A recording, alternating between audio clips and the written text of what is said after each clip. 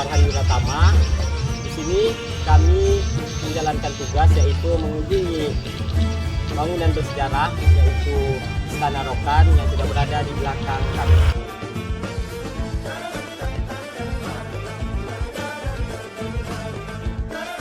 Istana ini dibangun pada abad ke-18 dan dibangun oleh Raja Rokan yang ke-13 yang bernama Raja Ali. Dahulu kerajaan ini dibangun pada tahun 1800 Masehi. Raja Rokan yaitu Raja Ali memindahkan kekuasaan dari Rantau Binuang Sakti ke kawasan yang sekarang dikenal Kampung Kota Lama, tepatnya di Rokan Patoto, Kabupaten Rokan Hulu. Selain menjadi tempat tinggal raja dan para keluarga, Istana Rokan ini juga menjadi pusat pemerintahan dan pusat adat dari masyarakat Rokan. Ayo ikuti kami menuju ke dalam Istana Rokan. Istana ini memiliki bahan atau material utama interior yaitu kayu keras lokal seperti kayu meranti atau kayu ulin yang tahan lama dan cocok dengan iklim tropis. Kayu-kayu tersebut dibiarkan berwarna natural atau diwarnai dengan warna-warna alami khas Melayu seperti coklat, kuning keemasan, dan sedikit sentuhan merah marun.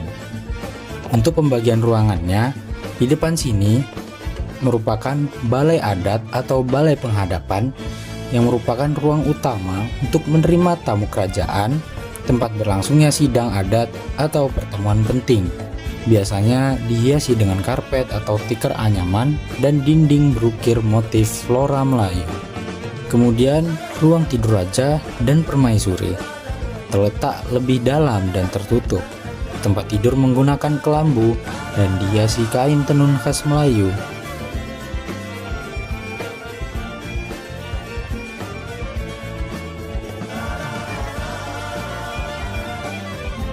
Kemudian ada ruang tengah yang digunakan untuk kegiatan keluarga kerajaan, dihiasi dengan perabot kayu, kursi, ukiran, dan lemari antik untuk menyimpan benda pusaka.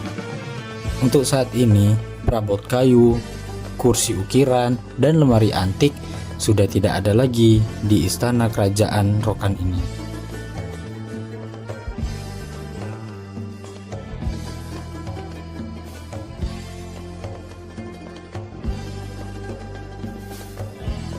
Dari setiap unsur interior di istana ini memiliki beberapa filosofi, yaitu kehormatan pada ruang penerimaan tamu dan kebersamaan pada ruang keluarga, kesucian pada ruang tidur, dan juga kesederhanaan dan kearifan lokal pada dapur dan perabotnya.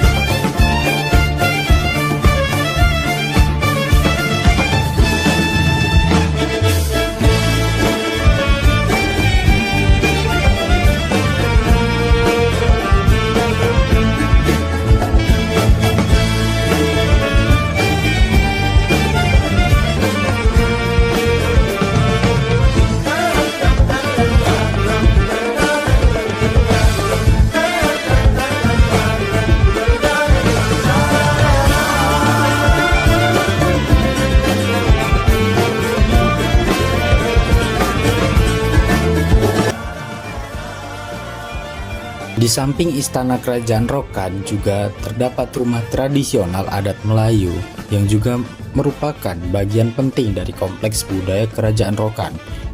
Rumah ini tidak hanya sebagai tempat tinggal, tetapi juga sebagai simbol identitas, status sosial, dan filosofi hidup masyarakat Melayu di Rokan Hulu.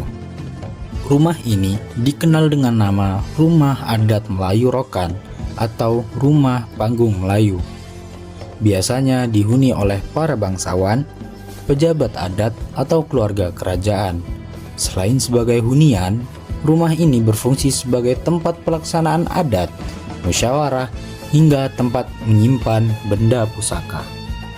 Ciri khas arsitektur dari rumah ini yaitu dibangun dengan tiang-tiang kayu tinggi sekitar 1-2 meter dari permukaan tanah. Rumah ini juga memiliki atap limas yang bertingkat. Atap rumah biasanya berbentuk limas atau pelana dengan ujung lancip. Kadang terdapat tanduk atau ukiran di bagian puncak atap sebagai simbol kekuatan dan keagungan.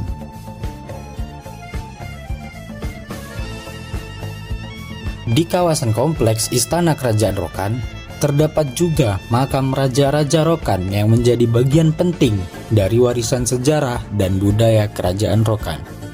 Keberadaan makam ini menambah nilai sakral dan historis dari keseluruhan kawasan istana. Letak makam Raja-Raja Rokan ini terletak tidak jauh dari istana dan rumah adat Melayu, biasanya hanya berjarak beberapa puluh meter. Makam ini berada di tempat yang tenang dan sedikit lebih tinggi, sesuai dengan tradisi Melayu yang menempatkan makam tokoh penting di tempat khusus dan dihormati. Makam ini merupakan tempat peristirahatan terakhir para Raja Rokan dan juga beberapa keluarga bangsawan kerajaan. Beberapa nama tokoh penting yang dimakamkan di sini berdasarkan sejarah, yaitu ada Raja Ali, salah satu raja terkenal dari kerajaan Rokan, Raja Ibrahim, dan beberapa raja atau pemangku adat lainnya. Makam ini sering diziarahi oleh masyarakat setempat, terutama pada hari-hari besar Islam seperti Maulid Nabi, Ramadan, atau saat pelaksanaan upacara adat. Masyarakat percaya bahwa makam ini adalah tempat keramat yang membawa berkah, sehingga mereka datang untuk berdoa dan mengenang jasa para raja. Istana ini memiliki lokasi yang strategis karena berada di tepian Sungai Rokan yang pada zaman kejayaannya, sungai adalah jalur transportasi utama baik untuk perdagangan, transportasi, maupun perjalanan antar wilayah. Raja dan masyarakat dapat dengan mudah menjangkau wilayah lain melalui perahu atau rakit, menjadikan istana sebagai pusat pertemuan strategis antar daerah.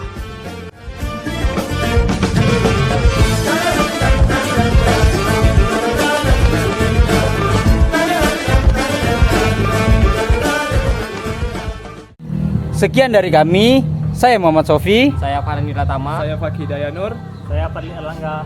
Wassalamualaikum warahmatullahi wabarakatuh. Dadah. Dadah. Terima kasih.